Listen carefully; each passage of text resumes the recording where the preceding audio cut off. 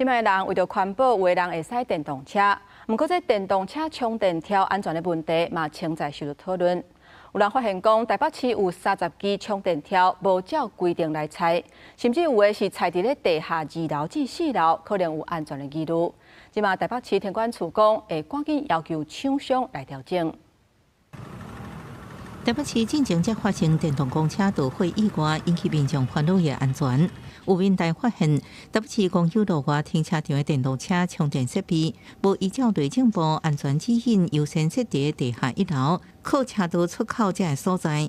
清查133个公有路外停车场，30个设伫无符合规定的位置，随公社体公租。网架公园停车场，甚至设伫地下4楼。应该是说没有发生问题的时候，我觉得没有什么太大问题。可是如果它发生问题的时候，的确救火上会比较困难。它烧起来就灭火啊，瓦斯也会爆炸啊，看你怎么灭火吧。根据统计，目前台北市的电动车数量差不多24000台，比例差不多是3%。那加上油电混合车，伫台北市的比例已经超过14%，是六都第一。台北市天管处表示，少数电动车充电条设伫的地下2楼甲地下4楼，会阁甲业者讨论是毋是调整。那合约到期，也会伫新合约要求厂商来调整。